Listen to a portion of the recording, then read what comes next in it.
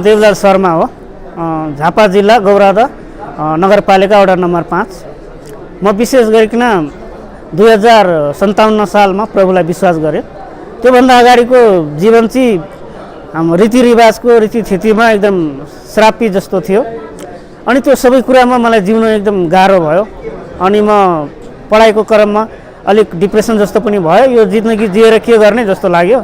अनि कस्तो खालको जीवनदेखि मेरो श्राप पऱ्यो भनेर भन्नुपर्छ भाइले? किन बाहिर धामी झाँक्रीको हुँदाखेरि भित्र परिवारभित्र चाहिँ रोग बिमारी निको नहुने हजुरआमाको एकदम ठुलो धामी हुनुहुन्थ्यो। हजुरआमा धामी हुनुहुन्थ्यो।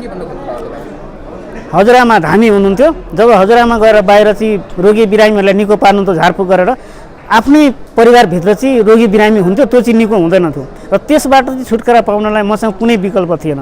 म चाहिँ आत्महत्या नै गर्नु पर्यो भनेर सोचिरहेको थिएँ। अनि सुतेको अवस्थामा प्रभुले मलाई चाहिँ त चर्चमा मात्रै यो प्रार्थनाको उत्तर छ मलाई भन्नुभयो। त्यहाँ भोलिपल्टदेखि नै म चर्चमा जान थालेँ। त्योभन्दा पहिला चर्च जानुपर्छ भन्ने कुरा थाहा थिएन मलाई। कसरी तपाईले त्यो खालको आवाज पाउनुभयो? म जब सुतिरहेको थिएँ अनि बाहिरबाट चाहिँ आवाज आयो कोठाबाट, चर्च जा भनेर। अनि मलाई कुनै साथीले बोलायो जस्तो लाग्यो। सम्भव छ, किनकि त्यो एकचोटि होइन, दुईचोटि 3 दिन रेगुलर भयो। मलाई त्यो साथीले जिस्काए जस्तो लाग्यो कोही बाहिरबाट आएर। तर म सुतिरहेको अवस्थामा चाहिँ त चर्च जा भन्ने भयो। जब म बाहिर खोलेर आएँ, मलाई कसैले जिस्काउन आयो भनेर खोलेर हेर्दा ढोका बाहिर कोही पनि थिएन। अनि यत्रो राति को आउँछ मलाई बोलाउन? अनि गएर भोलिपल्ट पास्टरलाई भेटेँ। पास्टरजी मलाई त यस्तो हुन्छ, मलाई को आउँछ राति बोलाउन? नजिकै चर्च थियो। म कहिले पाइला टेकेको थिइनँ। सुनेको थिएँ, तर म त्यहाँ जान म विरोध गरे जस्तै मान्छे थिएँ। म के भन्थेँ, म छोराको बुवा मको एक्लो छोरा, म बाबा मलाई के गर्न सकिनँ भने पनि त्यो के भन्छ क्रियाकर्म त गर्न सक्छु। त्यतिले गर्दा म चर्च जाँदैन थिएँ।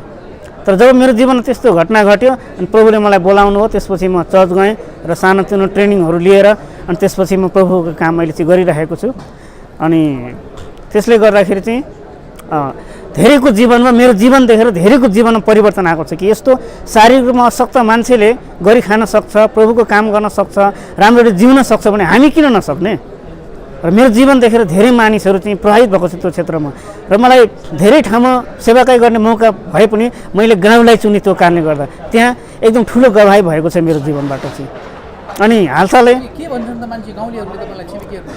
मलाई छिमेकीहरूले भन्नुहुन्छ, उहाँ शारीरिक रूपमा अशक्त मान्छे त प्रभुलाई विश्वास गरेपछि यसो ख्रिस्टमा लागेर गरी खाने हुनुभएको छ भने होइन, हामी किन निराशपूर्ण जीवन जिउने? हामी पनि उहाँलाई विश्वास गर्ने मानिसहरूलाई उहाँको प्रभुलाई हामीले विश्वास गर्नुपर्छ। यहाँसम्म कि ठुल्ठुला गार्जनले के भन्छन् भने मलाई देखेर कि मेरो छोरा या छोरीलाई तिमी जस्तै बनाइदेऊ भन्नुहुन्छ, तिमी जस्तै बनाइदेऊ, गलत बाटोमा नलागोस् भनेर भन्नुहुन्छ।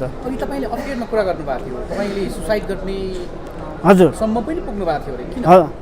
त्यो मैले चाहिँ डिप्रेसनको कारणले गर्दाखेरि मैले सोचेँ संसारमा जिएर के गर्ने, अफैली जीवन जिउनु पर्छ। हामी जस्तो शारीरिक रूपमा कमजोर मान्छेलाई चाहिँ कसैले पनि दयामाया चाहिँ गर्दैन होइन। त्यो कारणले गर्दा म चाहिँ डिप्रेसन भयो अनि सुसाइड गर्न खोजेँ। तर मलाई अचानक प्रभुले त्यसरी बोलाउनु भयो कि चर्च जा भनेर चाहिँ। जब म त्यहाँ गएँ त्यसपछि मैले जीवनमा त्यो उत्साह पाएँ र त्यसपछि चाहिँ म अनि प्रभुको सेवामा, प्रभुको काममा अनि लागिरहेँ। हजुर, म अहिले पास्टर छु। मेरो चर्च चाहिँ टेबरनेकल मिनिस्ट्री अन्तर्गत हो। झापा जिल्लाको गौरादा नगरपालिका वडा नम्बर 5 चपरामारी बजारमा छ। त्यहाँ म पास्टरको सेवाकाई गर्दैछु। र